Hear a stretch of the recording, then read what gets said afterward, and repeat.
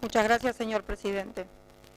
La Organización Mundial de la Salud define al maltrato infantil como los abusos y la desatención de que son objeto los menores de 18 años e incluye todos los tipos de maltrato físico o psicológico, abuso sexual, desatención, negligencia y explotación comercial o de otro tipo que causen o puedan causar un daño a la salud, desarrollo o dignidad del niño o poner en peligro su supervivencia en el contexto de una relación de responsabilidad, confianza o poder.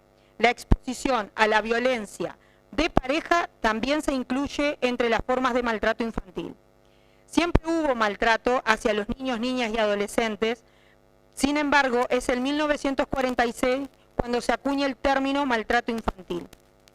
En el marco del próximo 25 de abril, Día Internacional contra el Maltrato Infantil, compartimos con este cuerpo algunos datos y reflexiones. Como lo define la OMS, existe varios tipos de maltrato, los cuales lamentablemente crecen de manera exponencial a nivel mundial. A algunos les cuesta la vida a cientos de miles. Nos duele así el asesinato cobarde de los niños palestinos, y hace 6 horas Amnistía Internacional subía a su página, daba la cifra de 14.500 niños menores de edad fallecidos en esa parte del mundo. Nos duele la explotación de las niñas a través del matrimonio infantil, sobre todo en Asia y en África Occidental. El maltrato que sufren los cientos de miles de refugiados y las víctimas de la pandemia llamada hambruna.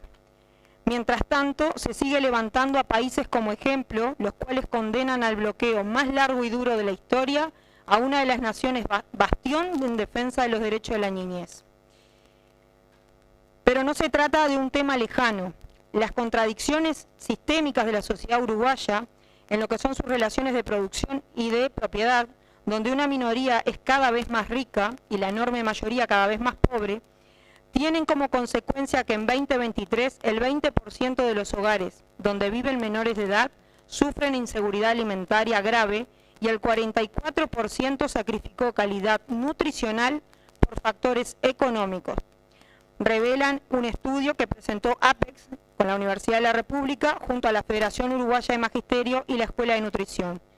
A esto se le suma el estudio de INE que proclama que en Uruguay sobreviven más de 160.000 niños y niñas bajo la línea de pobreza, es decir, que el 50% de los niños que nacen son pobres.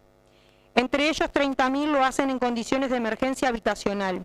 En Uruguay se infantilizó la pobreza. Y el crecimiento de la pobreza está íntimamente relacionado con el crecimiento de la violencia, el consumo problemático y los problemas de salud mental. En el marco del crecimiento económico del país, del 2020 al 2023, el peso fiscal del Estado no ha variado sustancialmente, pero como decía, los ricos son más ricos y los pobres son más pobres. Es decir, que no hubo cautela, que no hubo derrame, que no hubo justa distribución de la riqueza, sí hubo concentración de la riqueza, hubo ajuste. La pobreza se ha transformado en un negocio y objetivamente luchar contra la pobreza es luchar contra el narcotráfico y contra todos los flagelos subyacentes. Declarar la niñez y la adolescencia en emergencia nacional es de principio. Cuidarles y protegerles no debería estar en discusión.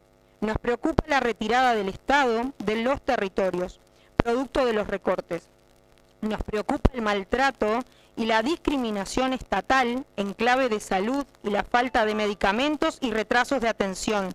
Sin duda, las carencias en salud mental. Nos preocupa la discriminación del maltrato estatal a la niñez en clave de educación, con cargos menos a cubrir en secundaria y en primaria. Nos preocupa el maltrato por omisión de este Estado con respecto a la seguridad e integridad física de la niñez uruguaya, cuando ya no es raro oír que nuestros niños son heridos de bala.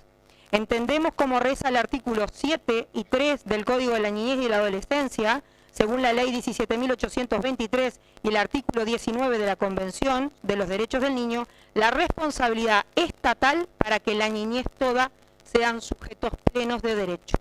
Obviamente, seguir luchando por los derechos de los niños, niñas y adolescentes es seguir luchando por la pública felicidad.